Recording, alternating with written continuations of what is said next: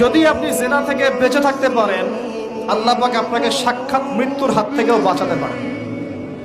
এটা আমি এমনি এমনি বলি নাই, দলিল দিচ্ছি। জিনা এমন একটা পাপ, যেই পাপ থেকে যদি কোনো যুবক নিজেকে বাঁচাতে পারে, আল্লাহ পাক তাকে সাক্ষাৎ মৌতের হাত থেকেও বাঁচাতে পারবে ইনশাআল্লাহ। কিভাবে?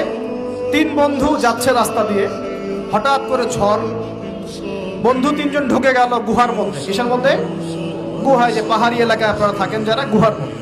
হঠাৎ করে পাহাড়ের পাথর দিয়ে গুহার মুখটা বন্ধ হয়ে গেল। এখন খোলার কোনো অপশন নাই। সবাই বলছে এখন 3 জন, এখন তো আমরা বের হতে পারবো না। সবাই সবার নেক আমলের ওসিলা দিয়ে আল্লাহর কাছে দোয়া করো। কিসের ওসিলা দিয়ে? নেক আমলের ওসিলা দিয়ে দোয়া করতে হয়। যে হাদিস, এই ছেলে বলছে, যুবক ছেলে, আল্লাহ আমার একজন চাচাতো বোন ছিল। কে ছিল? এই যে বয়ফ্রেন্ড গার্লফ্রেন্ড, খালাতো বোন, চাচাতো বোন। এখন তো বিচ্ছিরি অবস্থা। এখন এমন একটা অবস্থা, পশ্চিমা সভ্যতার রিপোর্টগুলো পড়ে দেখি, ভাইও বোনের সাথে জেনা করে। ওদের ওখানে নিজের আপন পিতার দ্বারাও মেয়ে সেক্সুয়াল হ্যারাসমেন্টের শিকার হয়।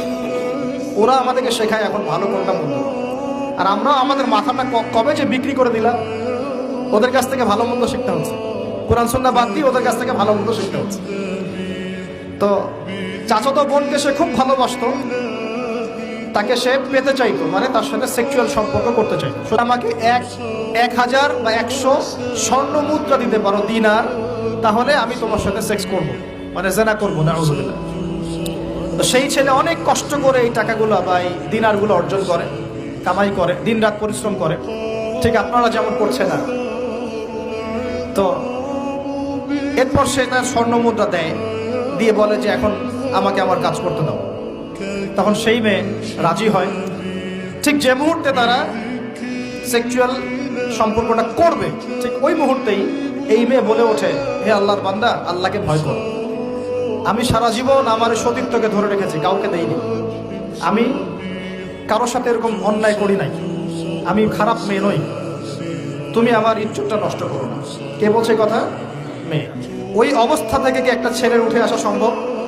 এটা কি এতটাই সহজ? এটা কিন্তু সহজ না। সত্যি কথা বলতে এই বিষয়টা কিন্তু এতটাও সহজ না। যারা অবিবাহিত তারা হয়তো বুঝতে পারবে না, বিবাহিতরা বুঝতে পারছে। তো ওই অবস্থা থেকে সেই টাকাগুলো না নিয়ে সেই স্বর্ণ মুদ্রা মেয়েকে দিয়ে ওখান থেকে সেই ছেলে উঠে আসে আল্লাহর ভয়ে। সে এখন গুহার মধ্যে আটকা পড়েছে, আল্লাহকে বলছে, আল্লাহ ওই দিন ওই কাজ যদি তোমার সন্তুষ্টির জন্য করে থাকি, আজকে আমাকে মৃত্যুর হাত থেকে বাঁচাও। সমস্ত পাথর ধপধপ করে সরে গেল গুহার মধ্যে।